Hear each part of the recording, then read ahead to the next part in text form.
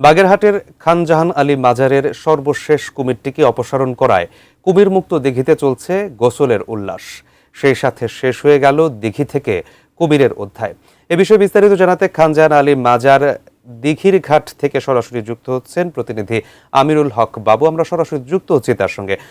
আমিরুল, খান জাহান আলীর মাজারের যে সর্বশেষ কুমিরটি ছিল সেটিকেও অপসারণ করা হয়েছে এবং কুমিরের কারণে কিন্তু কিছু সাম্প্রতিক সময় আমরা দেখেছি কিছু দুর্ঘটনার খবর কিন্তু গণমাধ্যমে প্রচারিত হয়েছে।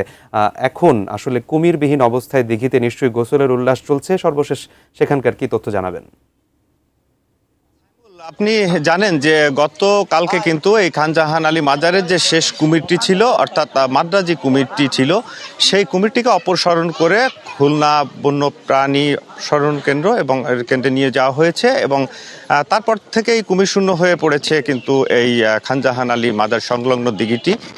আমরা দেখতে পেয়েছি যে কালকে এই কুমিরটি অপসারণ করার পর থেকেই যে দর্শনার্থীরা আছেন তারা কিন্তু অনেকেই গোসলে নেমে গিয়েছিলেন, কারণ এখানে মানুষ গোসলের জন্য আসেন, বিভিন্ন মানবদের জন্য আসেন। তো সেই সাথে যারা আজকেও আমি সকাল থেকে দেখেছি যে ছোট বাচ্চা শিশু থেকে, অর্থাৎ ৬ মাস বয়সের শিশু থেকে বৃদ্ধ পর্যন্ত অনেককে এখানে গোসল করতে নামতে দেখেছি। তারা বলছেন যে কুমিরটি থাকলে এতদিনে তাদের মধ্যে একটা ভীতি কাজ করতো। ৩২ ইঞ্চি জেভিকো টিভি এখন মাত্র ১৫,০০০ টাকায়, সাথে পাচ্ছেন ৩ বছরের প্যানেল ওয়ারেন্টি।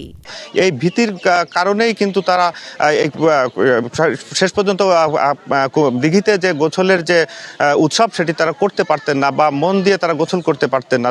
কুমির অপসারণ করার পরেই কিন্তু তারা এই এখানে সুস্থভাবে গোসল করতে পারছেন, অর্থাৎ সানানন্দে তারা উপভোগ করতে পারছেন এই ভ্রমণটি। সেই সাথে আপনি জানেন যে গত সোমবারে যে শিশুকন্যা ফাতেমা তাকে কিন্তু এই কুমিরটিকে সর্বশেষ অপসারণ করা হলো। সেই কুমিরটিকে তাকে টেনে নিয়ে গিয়েছিল এবং শেষ রাতের দিকে তার লাশ অর্থাৎ মৃতদেহটি উদ্ধার করা হয়। তারপরে জেলা প্রশাসনের পক্ষ থেকে একটি জরুরি সভা ডেকে এই সিদ্ধান্ত নেওয়া হয় যে আপাতত এখানে কোনো কুমির থাকবে না। তারপরে এই কুমিরটি কিন্তু অপসারণ করা হয়।